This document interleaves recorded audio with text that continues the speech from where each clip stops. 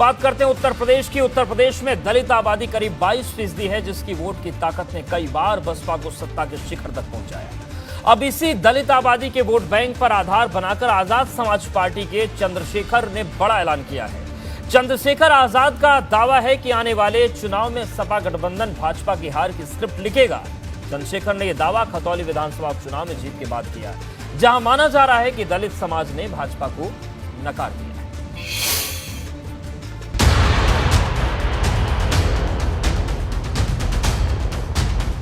दलित vote bank की धूरी पर खतौली में रालोद की जीत से गदगद आजाद समाज पार्टी के अध्यक्ष चंद्रशेखर ने भाजपा के खिलाफ नया मोर्चा खोल दिया है, जिसके केंद्र में है 2024 का लोकसभा चुनाव।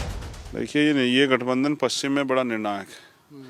पश्चिम की 19 सीटों को ये गठबंधन प्रभावित कर सकता है, और इतना प्रभावित कर सकता है कि बीजेपी के, जैसे मैंने यहाँ खतौली। क्या आप सिलाई सीखने के लिए हजारों रुपए खर्च करने के लिए चिंतित हैं? फ्रीडम ऐप को डाउनलोड करें, 40 घंटों का टेलरिंग कोर्स देखिए और खुद का टेलरिंग बिजनेस शुरू करें। सारे हथकंडे फेल हो जाएंगे इस गठबंधन को के सामने, अगर ये पश्चिम में गठबंधन, और गठबंधन क्योंकि ये दिलों का गठबंधन था। मैं समझता हूँ जनता ही विजय रथ चलाती है और जनता ही रोकती है। जनता में उनके कार्यों के प्रति विरोध है।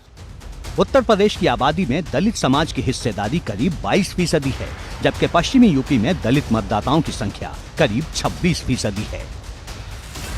खतौली विधानसभा क्षेत्र में भी दलित मतदाताओं की संख्या खासी है, जिस पर दावा है कि रालोद के लिए चंद्रशेखर के प्रचार ने खतौली में चुनावी नतीजों की सूरत बदल दी। हालांकि यहाँ एक तथ्य ये भी है कि खतौली में चुनाव प्रचार के साथ चंद्रशेखर रामपुर भी गए थे। रामपुर में अखिलेश और आजम के साथ मंच साझा किया था। भले इस साल के विधानसभा चुनाव में चंद्रशेखर की अखिलेश यादव के साथ गठबंधन को लेकर बात नहीं बन पाई थी, पर रामपुर की रैली में जिस तरह अखिलेश ने चंद्रशेखर को खास अहमियत दी, उससे साफ है कि 2024 के लोकसभा चुनाव की जंग में पश्चिमी यूपी में विपक्षी गठबंधन में उनकी अहम भूमिका हो सकती है। आप तो जानते हैं कि दलित समाज का जो वोट है, मुझे गर्व है कि उन्होंने मेरे सम्मान का ख्याल रखा, मेरे ऊपर भरोसा किया। मैं उनका दिल से धन्यवाद करता हूँ। किसान कमेरों के साथ दलित समाज के लोगों का बहुत दिल से धन्यवाद करता हूँ खतौली का, कि उन्होंने इस विश्वास को बना के रखा और उन्होंने इस सम्मान को बढ़ाया।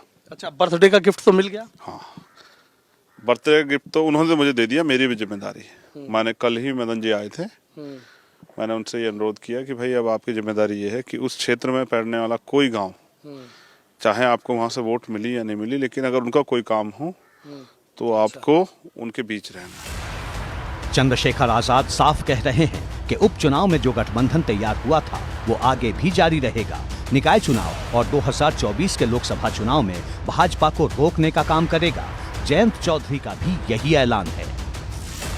तो निकाय चुनाव में भी हम और जयंत जी अभी बैठेंगे और पार्टी स्तर पे फैसले लेंगे, और क्योंकि निकाय चुनाव और तमाम तरह की चीजों से बड़ा है देश। अगर 51% सहमति, देखिए, दो बाप बेटे में भी सब बातों पर सहमति नहीं होती, और परिवार के और लोगों में भी सब बातों पर सहमति नहीं होती है। सबके आचार विचार अलग होते हैं, खान पीन अलग होता है, पसंद अलग होती है।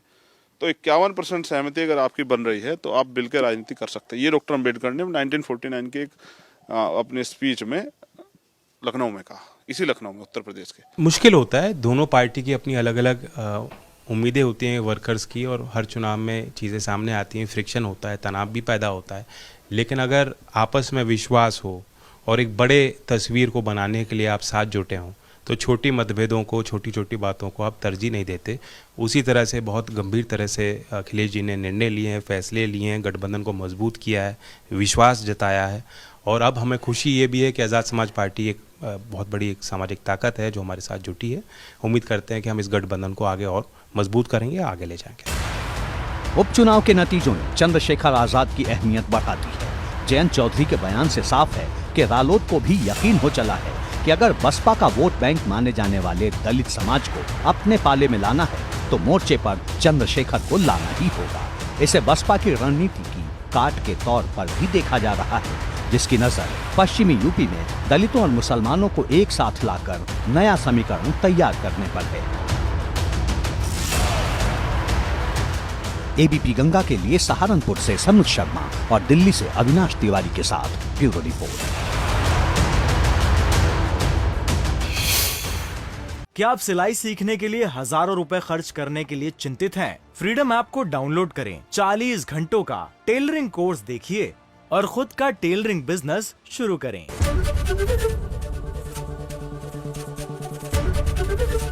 एबीपी गंगा, खबर आपकी, जुबान आपकी।